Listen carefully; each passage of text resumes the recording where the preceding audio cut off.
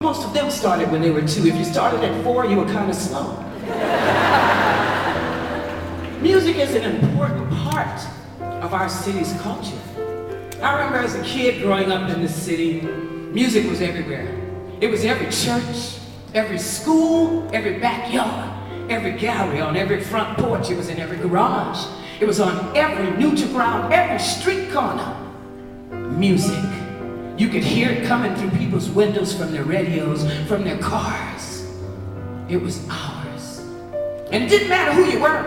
If you lived in this city, if you were black, if you were white, if you were French, if you were Irish, if you were Jewish, if you were Native American, Haitian, Asian, Latino, it didn't matter who you were. Somebody in your family played music.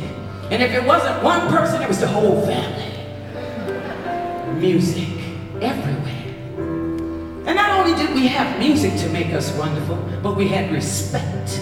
If you walked down the street 15 times and said, "Hey, Miss Maddie," and on the 16th time you didn't say, "Hey, Miss Maddie called your mama." And on the way home, you got whipped by Miss Maddie, the mailman, the policeman, the wino. And when you got home, you got beat by everybody in your family. That's an important part of our culture. What other city in the world can brag that their DA of 40 years was a crooner?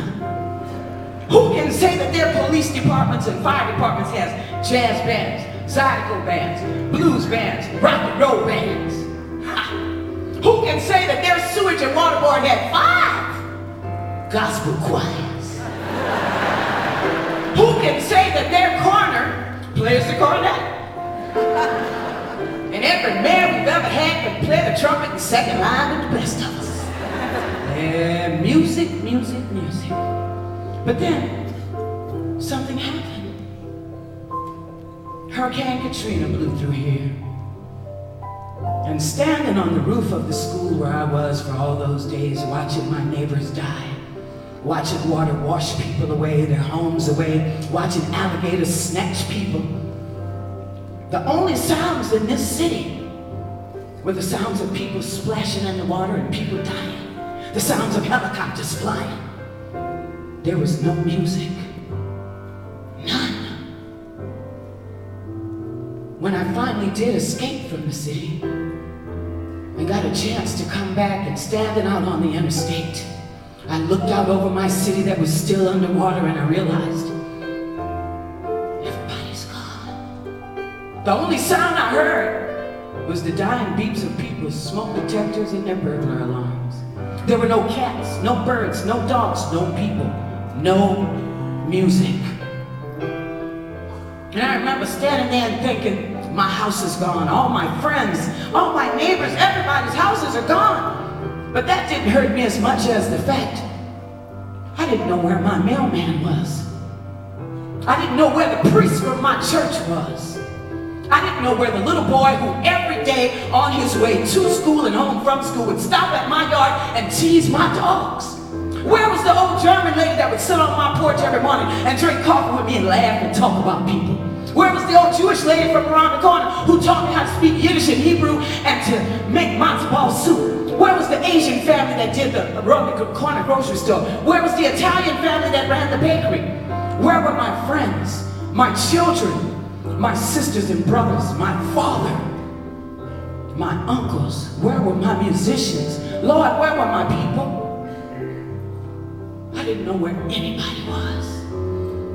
I've been singing this song my whole life, but I never really knew what this song meant until I couldn't be in this city. And what a heartbreak it was for me to not be able to be here and not know where anyone was.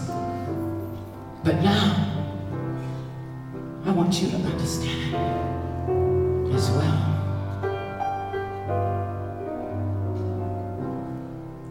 Do you know what it means to miss New Orleans and miss it each night and day?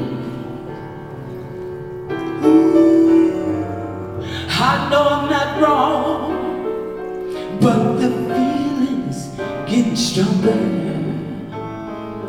The longer that I have to stay. miss moss-colored vines, ooh, tall sugar pines, where mockingbirds, you know, they used to sit and swing. Oh yeah, now baby, and I long to see my muddy, lazy Mississippi hurrying on into the spring. Oh, moonlight, all of the Mardi Gras,